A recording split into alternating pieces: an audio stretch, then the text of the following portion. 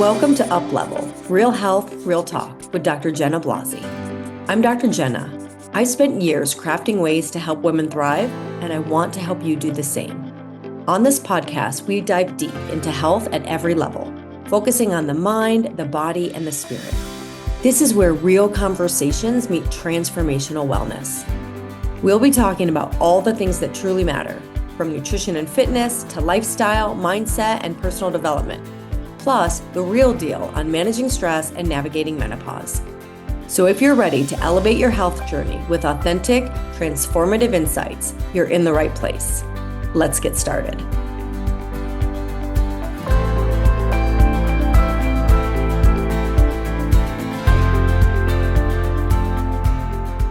Hello, and welcome to today's episode of UPLEVEL, Real Health, Real Talk with Dr. Jenna Blasi. I'm Dr. Jenna, and today we are diving into the science behind some of the most talked about topics in health and nutrition: macros, metabolism, and intermittent fasting. So whether you're looking to optimize your diet, boost energy levels, or simply gain a better understanding of how your body works, this episode is for you. So let's get started. I want to begin with macronutrients. So what we mean by macronutrients are carbohydrates, proteins, and fats. These are the building blocks of our diet, and each plays a unique role in our health. I am not a fan of eliminating any of these blocks. We have low-fat fad, right? That led to the overconsumption of carbs, which has led to the low-carb fad.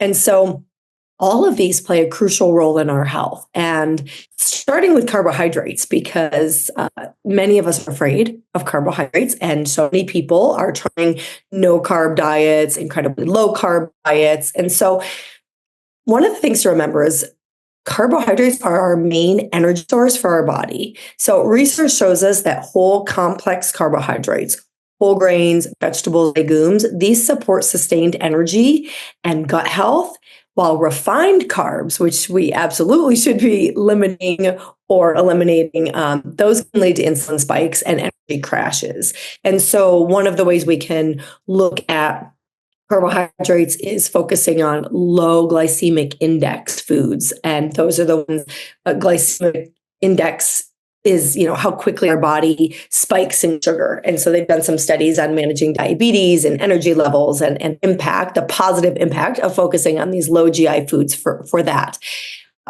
There are also several studies that look at disease around the world, and the cultures that have the lowest consumption of whole grains have the highest disease rates.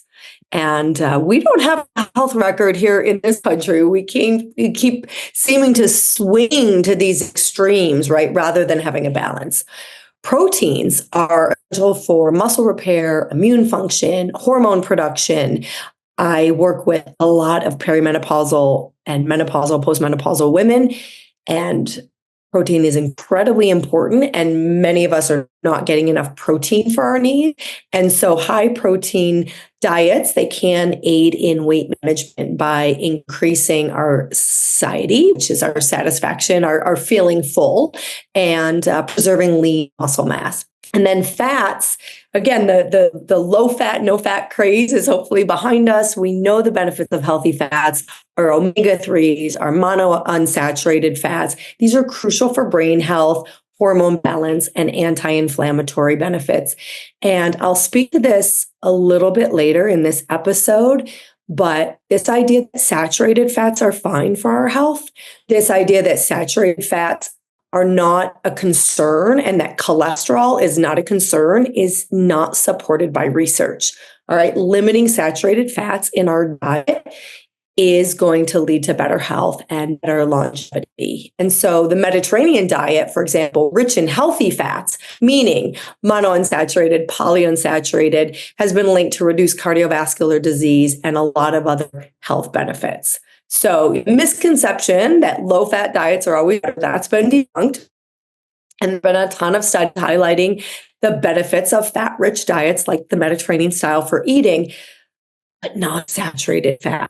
We see over and over the link between saturated fat and heart disease, heart attacks, issues with the cardiovascular system. And this even good for coconut oil. So if we look at the studies, just to address this really quickly, what we always want to look at when we're looking at what was replaced. So years ago, for example, people are quoting research like saturated fat's not an issue. Look at this study that shows that saturated fat didn't increase the risk of cardiovascular disease in this study. And then when you actually go into, I'm just thinking of a few studies in particular, they took trans fats, which we all know and agree are not healthy, and replaced them with animal protein saturated fat. And there was no increase in cardiovascular disease risk. Well, of course, because what are we replacing, right? We're replacing trans fats. And so we have to look at the deeper pieces of these studies to really figure out what the takeaway is. And then when we looked at people in these studies eating animal protein and substituting fish or plant-based fats, I said animal protein, but yes, the meaning that the saturated fat in the diet, their risk for cardiovascular disease did go down significantly. And coconut oil falls in between those. So the risk with coconut oil, which is a saturated fat, it's obviously plant-based, it's still a saturated fat. Coconut oil, butter, even ghee, which I'm actually a big fan of, was a higher risk than a lower saturated fat, but a lower risk than just pure saturated fat from animal protein. So just some kind of key takeaways with that. And the evidence is pretty clear. We can do another talk in the future just on cholesterol, because I know there's a lot of social media influencers going on and on about how cholesterol just doesn't matter and we need cholesterol. Absolutely, we need cholesterol, but just like anything, at what level, right? We need glucose, but what now before we're diabetic? So moving into topic number 2, understanding metabolism. Metabolism is the process of converting food into energy, right? And this is influenced by our age, our muscle mass, our activity level, our genetics. And so it's a little bit of a myth to talk about, quote unquote, boosting our metabolism easily. So metabolism isn't necessarily easily boosted, but factors like regular strength training to increase muscle mass, staying hydrated, those can enhance slightly your metabolic rate. There are several factors that influence metabolism and weight management, particularly for women in midlife. Okay, so building satiety, like I mentioned, that feeling full, feeling satiated. Protein intake.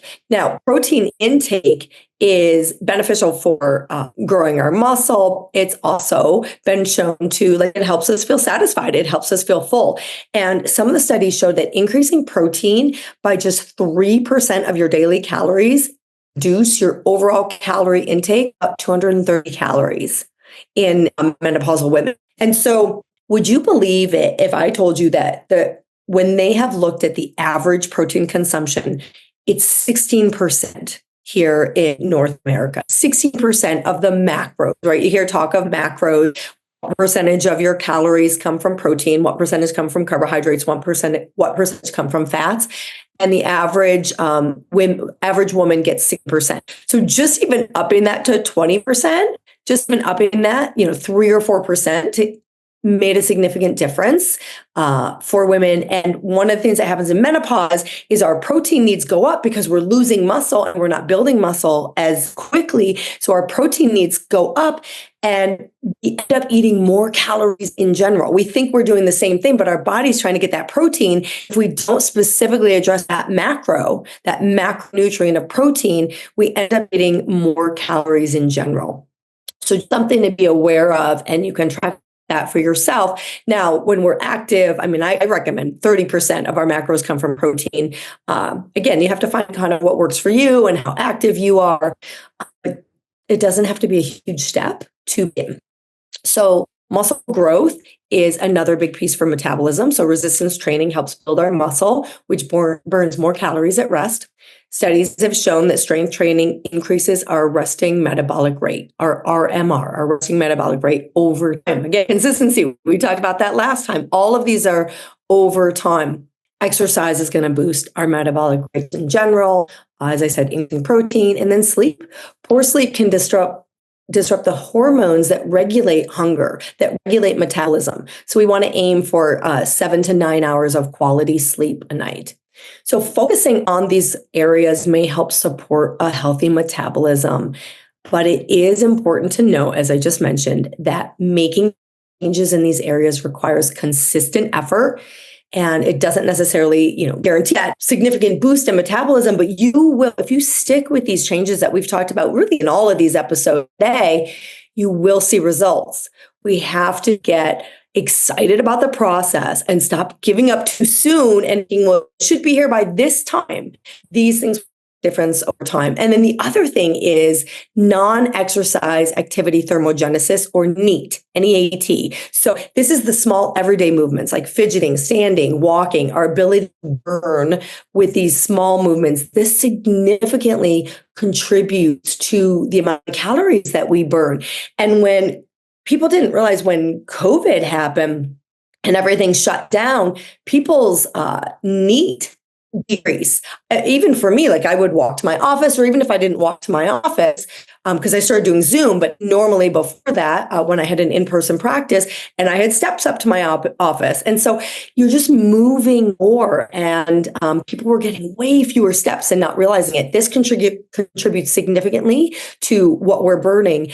And in menopause, our resting metabolic rate, what we burn at rest, goes down on average 200 to 300 calories.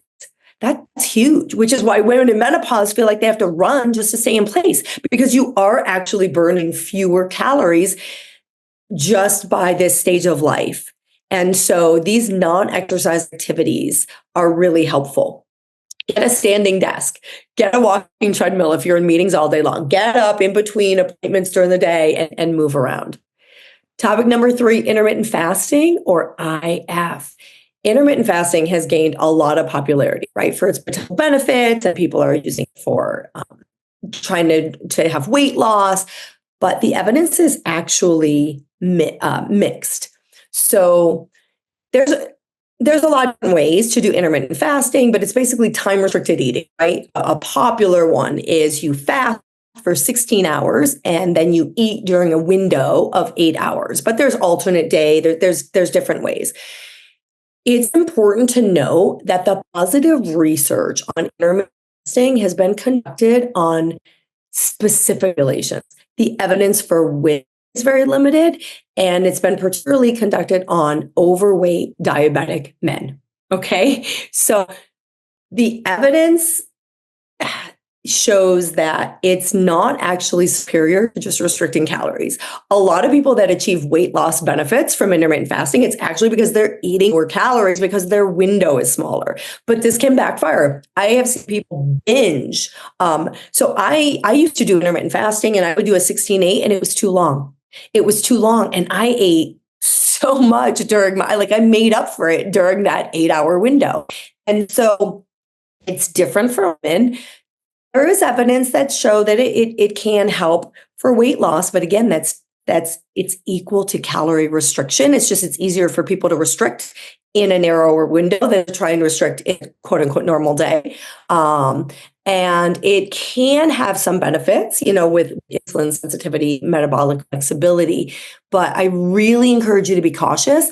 And for women especially, it seems to be a 12 to 14 hour window that's ideal. And beyond 14, it can backfire.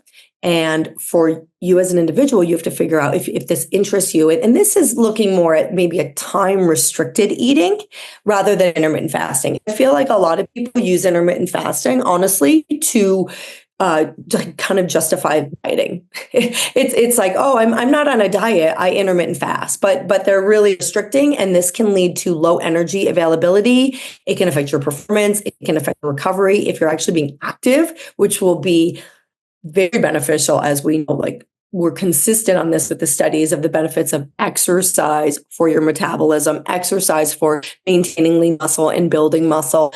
And so there are a lack of comprehensive studies on intermittent fasting for women, and the hormonal effects of IF may differ between men and women. And so you don't have evidence on this, but what I've seen is it can really backfire for a number of people. So it's definitely not suitable for everyone. Definitely not suitable if you have a history of an eating disorder or certain medical conditions.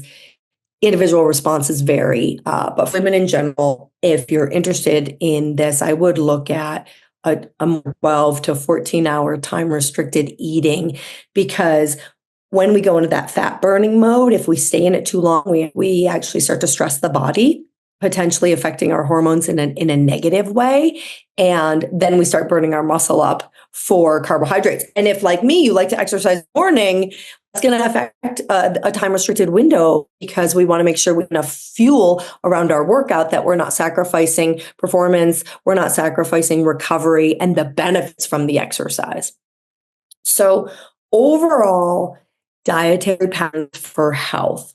I want to start with the Mediterranean diet, because evidence is really clear on the benefits of the Mediterranean diet for just about everything: longevity, cardiovascular disease, diabetes, healthy body composition. And a Mediterranean diet is in fruits. It's high in complex carbohydrates, in vegetables. So by complex carbohydrates, I'm referring primarily to whole grains, healthy fats, and lean protein. So the proven benefits for the Mediterranean diet, cardiovascular health, longevity, is plant-based diets. I like to say plant-focused diets. Personally, I heard someone recently say a plant-forward diet. Plant-based diets have been shown to lower the rates of heart disease, type 2 diabetes, and obesity. But it doesn't have to be vegan. So we can be flexible and get the health benefits. Now, a lot of people will say, well, animal protein have higher digestibility. That is true.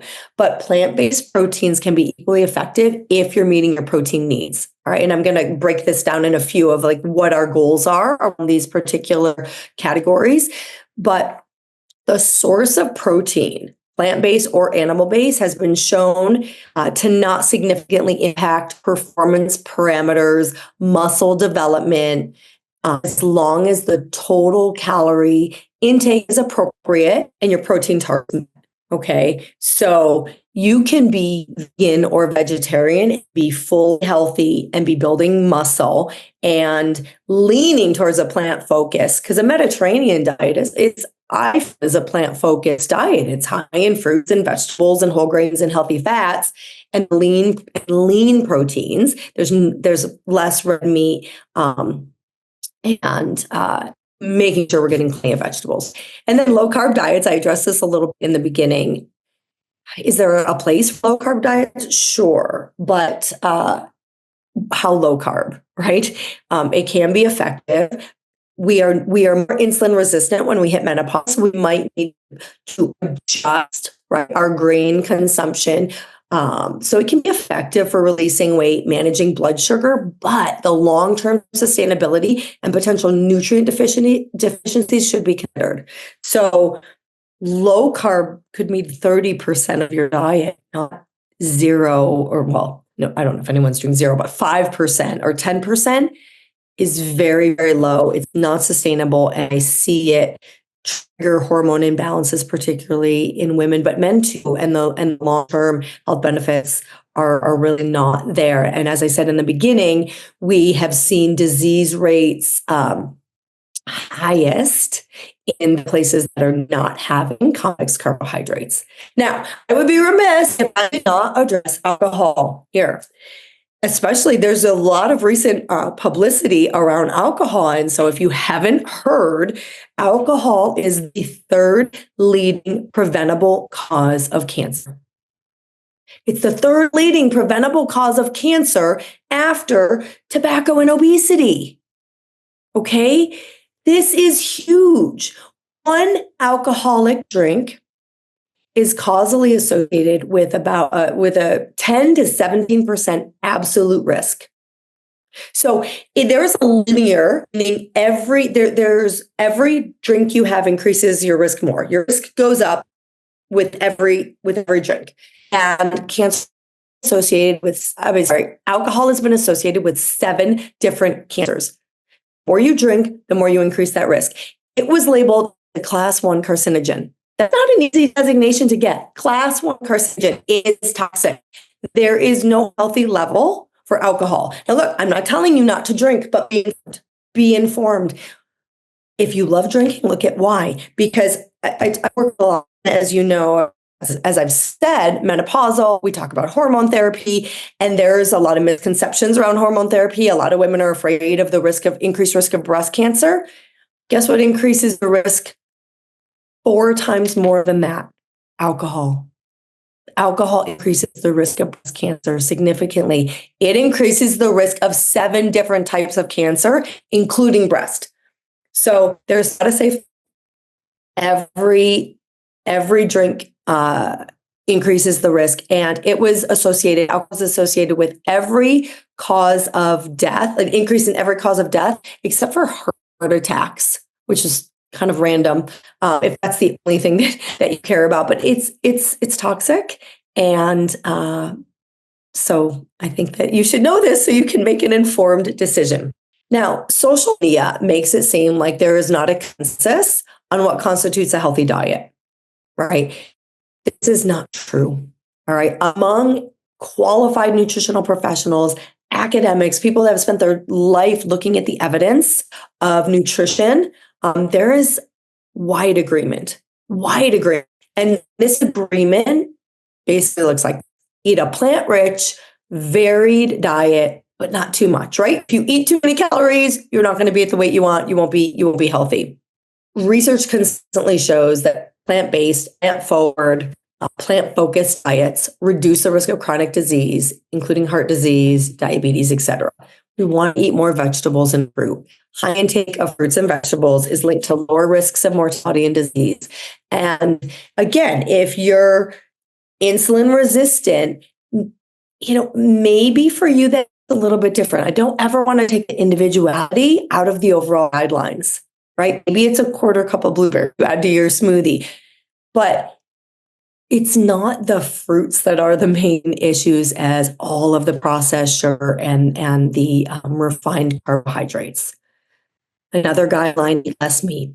Choose legumes, choose fish if you eat fish. All right. Reducing red and processed meat consumption lowers the risk of cancer, cardiovascular disease. Colorectal cancer. I just said cancer. Colorectal cancer, colon cancer, right? Cardiovascular disease. And there's a lot of nutrients in legumes and walnuts. Again, if you eat fish, omega-3s, and other plant-based proteins. The whole grains, as we already talked about, they support digestive health, even though a lot of people want to say that they don't. Studies have shown us that they do, and then liberally using olive oil. That's one of the things with the Mediterranean diet, using olive oil liberally, and healthy fats, healthy oils, low fat dairy, right? Especially like for menopausal women. It's good for gut health. It's got probiotics. Greek yogurt is a great source of protein, getting some calcium. And if you tolerate dairy, if you eat dairy, one of the things I found in working with people, in our programs, we take people through a whole gut repair. And when we address the gut, so many people can start to tolerate dairy. They can start to tolerate gluten if they're not celiac or lactose intolerant. So we want to look at the sensitivities we have and maybe go a little bit upstream, right? Because dairy can be a healthy addition to a diet. Less sweets, less salty, less fatty food, right? Overconsumption of these foods contributes to obesity, contributes to high blood pressure, contributes to metabolic disorders. And if you're thirsty, let's drink some water. Let's stay hydrated instead of all these sugary beverages. That's going to support our overall health. And it's also going to reduce our calories. A lot of people say, let's not drink calories, juice. This idea that quote unquote, that juice is healthy, not quote, but this idea that juice is healthy, it's not. And if you're going to have juice, water it down, right? Dilute. So these principles are really widely supported. I do want to address, actually, let me just go a little bit. I'm going to hold off on that. Let me address some common pitfalls in nutrition, and then I will finish with just practical nutrition strategies, what we're aiming for protein, and then we'll wrap it up. So common pitfalls in nutrition, oversimplifying good versus bad foods. As I've said in previous episodes, I don't like to label good, bad. There's so much judgment around that. I remember years ago learning that in France, They don't say, oh, I've been good. We say that a lot in this country, right? Like, oh, you look great. How are you doing? Oh, I've been really good about my diet. Oh, I was so bad. We're so judgmental. Where in France, if someone says, oh, you look like you've lost weight, and then the response will be, I've been paying attention. I've been paying attention. Or, how are you feeling? Oh, I'm not doing as well. Maybe I gained some weight. I haven't been paying attention. Right? So let's stop judging. And within that, let's stress the importance of overall dietary patterns rather than demonizing specific nutrients. Even sugar, pro-inflammatory, yes, but let's stop demonizing food groups. Let's stop demonizing specific nutrients and look from a place of balance and overall dietary patterns, because as I talked about last time, consistency over time will win. It's not about being perfect. We shouldn't aim for perfect. We should aim for progress. And we should aim for consistency and persistence, where the bulk of our choices, the bulk of our patterns are healthier, right? Another common pitfall, and I mentioned this a little bit throughout this, is following fad diets, keto, detox diets, carnivore diets. I know this is controversial. This is going to tick some people off. They may show short-term results, but they lack strong long-term evidence for health benefits. And I've seen a lot of people really wreck their metabolism, the risk of colon cancer, the risk of cardiovascular disease with something like a carnivore diet. This can be an issue. These intense, quote unquote, detoxes where people are starving themselves or just juice fasting for a week can really, it's going to backfire. We want to look at those overall patterns of health. Okay. And then another pitfall is ignoring your individual needs. When we restrict calories, when we start to release weight, this can affect our thyroid, affect our metabolic rate. So work with a practitioner, work with people that help monitor your thyroid, monitor how you're doing, and who listen to you. All right. Intuitive eating. I'm a huge fan of intuitive eating. So within all these guidelines, listen to yourself. When we talk about intermittent fasting, listen to your own body. You come in a balance. The cravings they come into balance as well. So cravings are a sign of imbalance in our body, but when we're intuitive eating, we can be really guided by that higher piece of what is right for us. Okay. And so that personalized nutrition, working with someone that can really help you dial in what's the ideal macros for you, and using you as not using you as a poor term, but like you are part of that team, right? You are part of that team with that practitioner. They're listening to you. And what I meant by using it was like you're there contributing. So to finish, some practical nutrition strategies, protein recommendations in general. So I said, even if you increase 3%, you have benefits. This will affect your total caloric intake, especially if you're menopausal, but 1 gram of protein per pound of body weight. And this is your ideal body weight. So let's say you weigh 200 pounds, but your ideal body weight is 150. Ideally, you're aiming for 150 grams of protein a day. Again, flexibility here around what is your fitness level, right? But looking at that as a general guideline is very helpful and something to aim for. Balance your plate. Include a source of protein, healthy fats, complex carbs in each meal to ensure that you're getting sustained energy and that you're satisfied. Plenty of fiber. Oh my gosh, I didn't mention fiber in this. I just realized 25 to 50 grams of fiber a day. This is going to make a huge difference. Now, if you're coming from close to none, you're going to increase slowly because you could have stress and bloating from that. But fiber is so important, which is why whole grains and vegetables contribute to so many health benefits because they're a high fiber diet. And fad diets tend to be low fiber diets, which disrupts the gut microbiome, which is already disrupted if you're perimenopausal or menopausal, stress, or sleeping. And we want to have fiber, and including balance in our plate is going to help us have plenty of fiber. I actually supplement with fiber because it can be challenging to get enough. And so eating lots of vegetables, but also you could do a fiber supplement. And then stay flexible, have compassion with yourself, be gentle. Absolutely do not beat yourself up.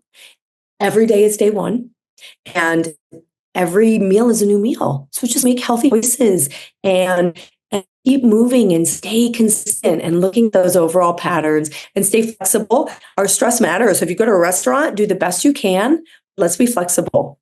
So that's it for today's episode. We have a lot, I think, from the basics of macros to some of the nuances of intermittent and metabolism. So remember, the best diet is the diet that works for you. I do encourage you to know some of the bigger health trends. Like a lot of people say, well, I relax to a glass of wine. That's really well for me. That's fine, but know that it's toxic, right? So the best diet is what works for you, but make informed choices about it. So thank you so much for joining me today. If you enjoyed this episode, subscribe, leave us a review, share it with someone who might find it helpful. And until next time, stay curious, stay helpful, stay on that road driving, and I'll see you next time. Thanks again.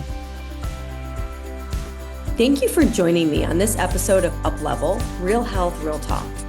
I hope today's conversation inspired you to take the next step in your health journey. One that nourishes not just your body, but your mind and spirit as well. Don't forget to subscribe so you never miss an episode. And if you found value in today's episode, please leave a review. Until next time, keep learning, keep growing, and keep thriving. And remember, true wellness is a journey, and you are on the right path.